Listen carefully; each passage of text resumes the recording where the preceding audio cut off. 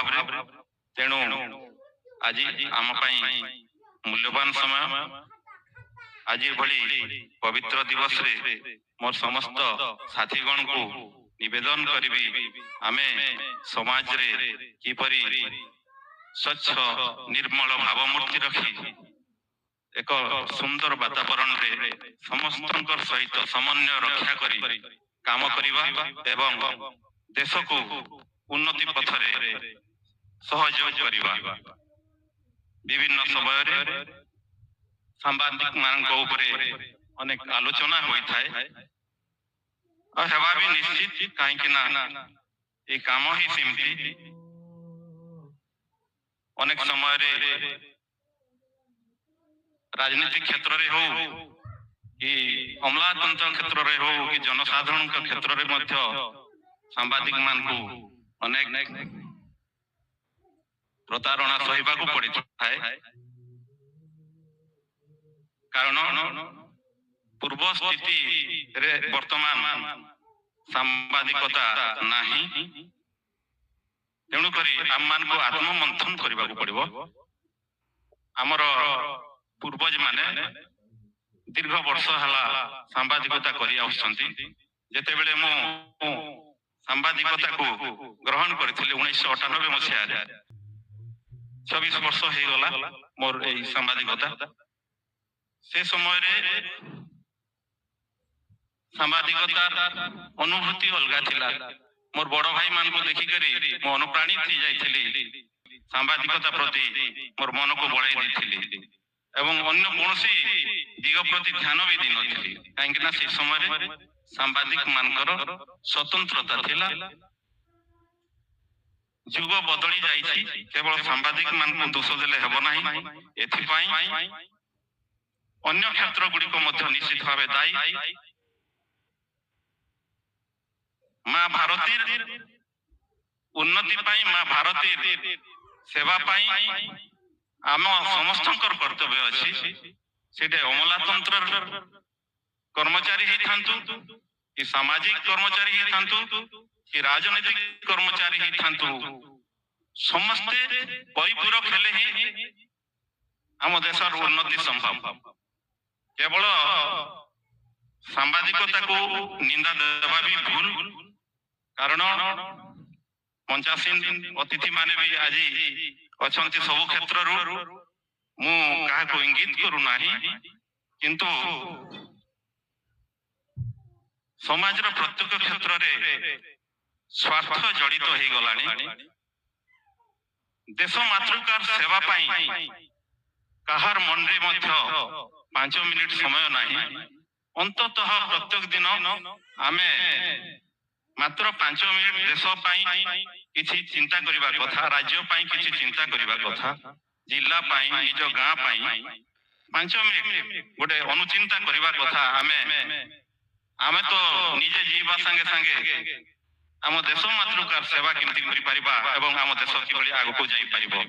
ନିଶ୍ଚିତ ଭାବେ ଏଟା ଆତ୍ମମନ୍ଥନର ସମୟ। ତେଣୁକରି ଏହି ଆଜି ପବିତ୍ର ଦିନରେ ମୁଁ ସମସ୍ତ ମଞ୍ଚାସୀନ ଅତିଥି ଏବଂ ସମସ୍ତ ସାମ୍ବାଦିକ ଭାଇ ଏବଂ ଜନସାଧାରଣଙ୍କୁ ଅନୁରୋଧ କରିବି, ଆମେ ସମସ୍ତେ ସମସ୍ତଙ୍କ ସହିତ ସମନ୍ୱୟ ରକ୍ଷା କରି ଯଦି ଆଗକୁ ଯିବା, ନିଶ୍ଚୟ କୌଣସି ଝଡ଼ଝଞ୍ଜା ଆସିବନି ଏବଂ ଆମ ରାଜ୍ୟ ତଥା ଦେଶର ଉନ୍ନତି ନିଶ୍ଚିତ ଭାବରେ ସମ୍ଭବପର ହେବ। ଯେତେବେଳେ ଓଡ଼ିଶା ପ୍ରଦେଶରେ ମଧ୍ୟ ସଂକଟ ସ୍ଥିତି ଥିଲା, ସେତେବେଳେ ଆମର ବହୁତ ବଡ଼ ବଡ଼ ମନୀଷୀ ମାନେ, ଉତ୍କଳମଣି ଗୋପବନ୍ଧୁ ଦାସ ଭଳି ମହାନ ମନୀଷୀ ମାନେ, ମଧୁସୂଦନ ଦାସଙ୍କ ଭଳି ମହାନ ମନୀଷୀ ମାନେ ଏହି ମାଟିରେ ସାମ୍ବାଦିକତା ଆପଣେଇଥିଲେ, ଯାହାକି ଗୋପବନ୍ଧୁ ଦାସଙ୍କର ସମାଜ ଆଜି ବି ଚାଲିଛି। ସେ ସମୟରେ ରାଜ୍ୟର ସ୍ୱାର୍ଥ ଦୃଷ୍ଟିରୁ ଥରେ ଉତ୍କଳ ଉତ୍କଳ ଗୌରବ ମଧୁସୂଦନ ଦାସ ପଦେ କହିଥିଲେ ସେ ସମୟରେ ଇଂରେଜ ସରକାରଙ୍କର ଚାପଲୁସି କରୁଥିଲେ କିଛି ଓଡ଼ିଶା ସ୍ୱାର୍ଥନ୍ୱେଷୀ ଲୋକ ସେ ସମୟରେ ପଦେ ସେ ତାଙ୍କର କଲମରେ ଲେଖିଥିଲେ ମୁଁ କିଛି ପଦେ କହିବି ଏଠି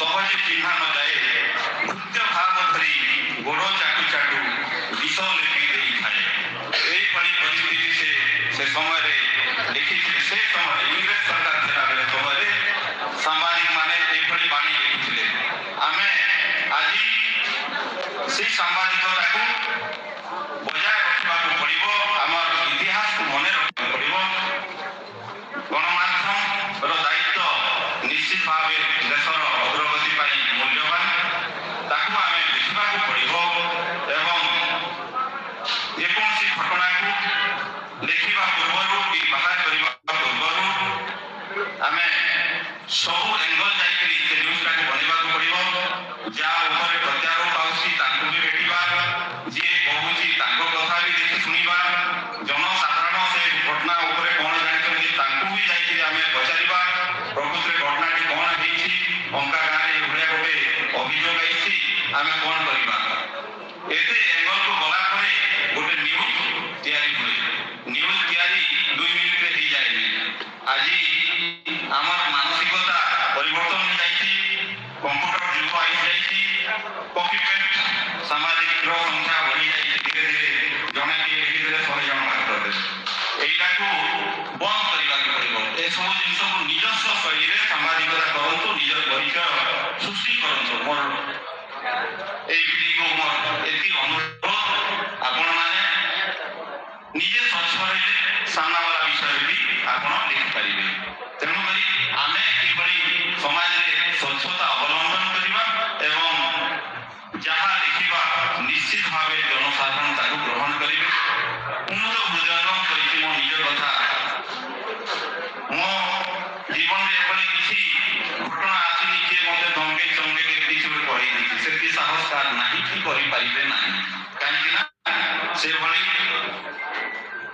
ସ୍ଥିତିକୁ ଆମେ ନ ଯିବା ପାଇଁ ଯତ୍ନବାନ ଅଛୁ ଆଉ ଆଗକୁ ବି ରହିବୁ ଆପଣମାନଙ୍କ ଅନୁରୋଧ ଏବଂ ସମସ୍ତ ଅମଲାତନ୍ତ୍ର ଏବଂ ରାଜନୈତିକ ନେତୃବୃନ୍ଦ ସମସ୍ତଙ୍କୁ ଅନୁରୋଧ ଜନସାଧାରଣଙ୍କୁ ଅନୁରୋଧ ଆପଣମାନଙ୍କ କର୍ତ୍ତବ୍ୟ ଅଛି କେତେବେଳେ ବି କାହାକୁ ଆଙ୍ଗୁଳି ନିର୍ଦ୍ଦେଶ କରିବା ପୂର୍ବରୁ ଆମେ କେତେ ଦୂର ଠିକ କାମ କରୁଛୁ ଆମକୁ ବି ଆତ୍ମସମୀକ୍ଷା କରିବା ଆବଶ୍ୟକତା ଅଛି ତେଣୁକରି ଆଜି ପବିତ୍ର ଦେଶରେ